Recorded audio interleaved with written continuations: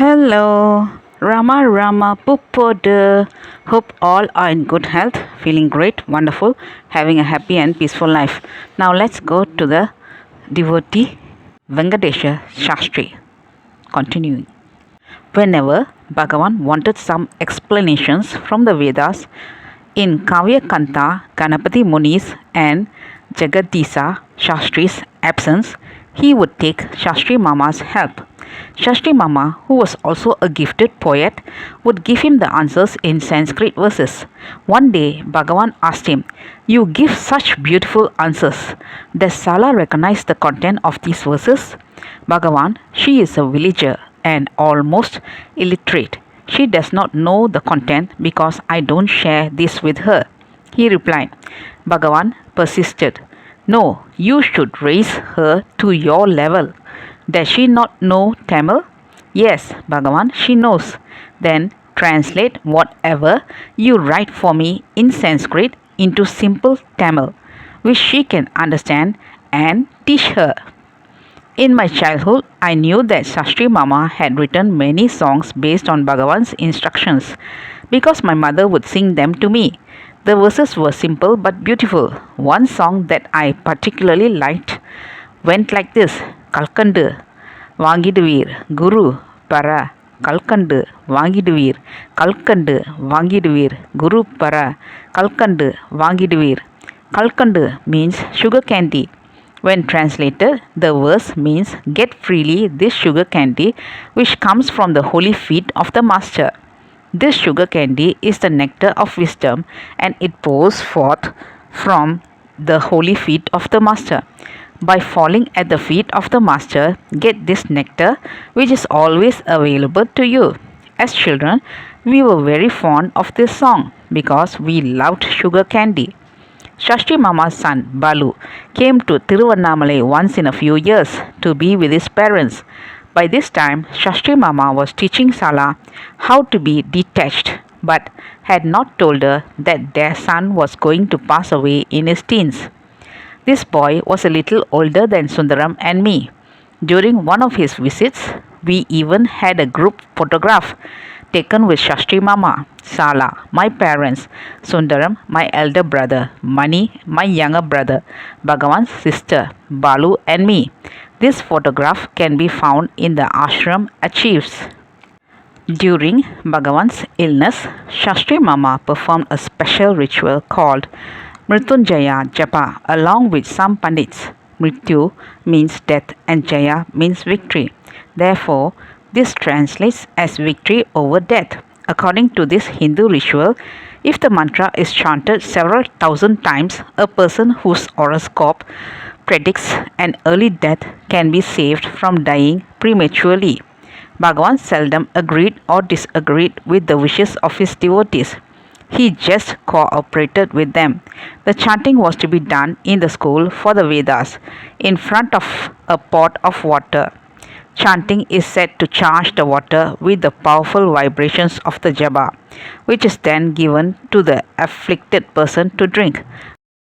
One day, the recorder of talks with the Maharishi wondered why an illuminate master like Bhagavan was drinking this water. Bhagavan looked at him, looked at the sun, then pointed to the right side of his own chest and quoted a line from the Taittiriya Upanishad. Sa Yaschayam Purushe Yaschasaf Aditya Sa Ekaha.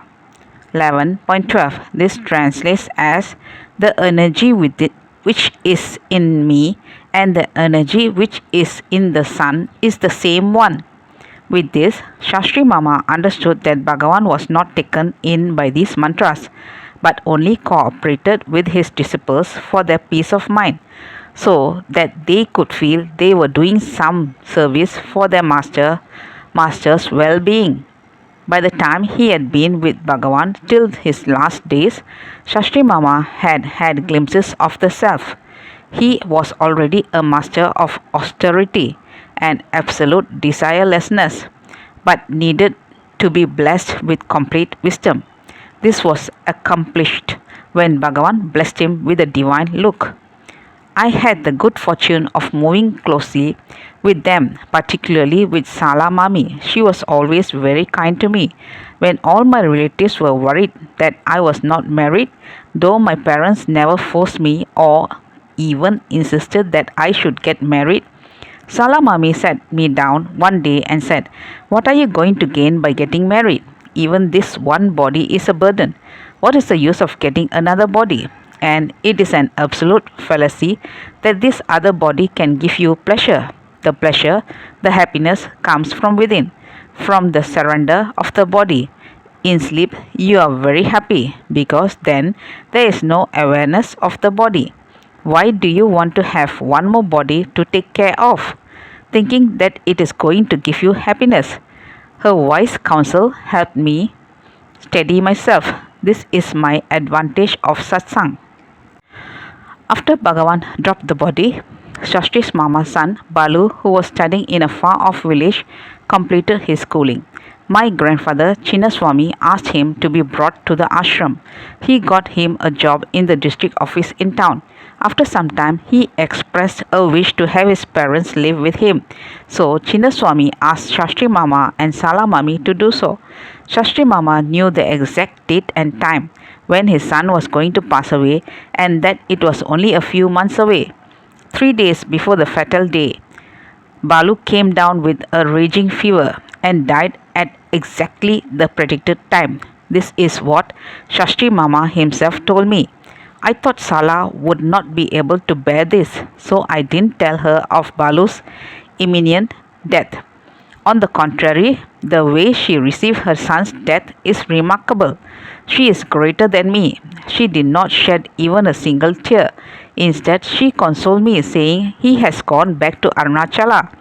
We are so fortunate that he came here and gave up his body to be united with Arunachala. After their son's death, they lived in a cottage in front of the ashram.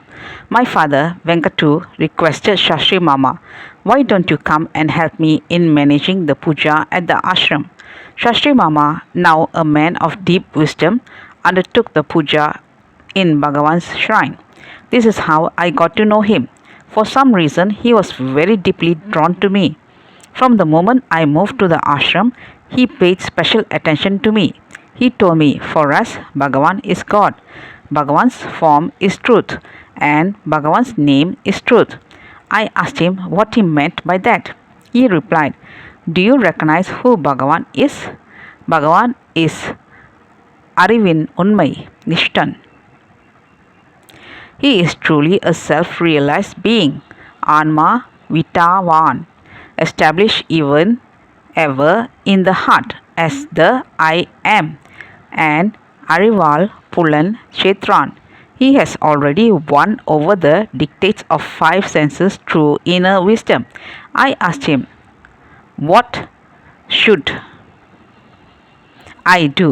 How can I serve, venerate him, and share his name and reputation, share the teachings with other people so that they can discover this inner joy and this inner wisdom?" He said, adding, "And what should you adore him as? Arivangiyavan. Do you recognize who he is? He is a flame of wisdom. Tell the whole world Ramana is not just a body and not just an individual. He is pure wisdom. He is Arivan Gulisatan. Gulisatan means thunderbolt, the most powerful weapon that destroys the enemy ignorance. Our Bhagavan is that thunderbolt that will destroy all forms of ignorance. He is Kala Kalan, the conqueror of the time-space concept, and Chavinai Mai Viran, a colossal hero who has conquered death.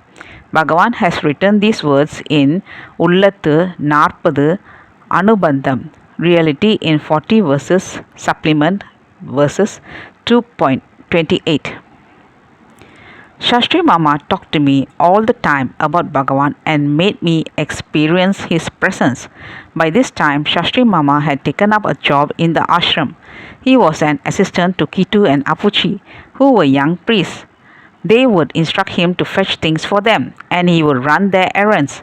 It pained me deeply that this realized Mahatma was assisting two priests who were younger than him uncomplainingly while they did not even recognize his spiritual stature. Okay, folks, let's continue in the next chapter. Thank you. Bye bye. Rama Rama Pupoda.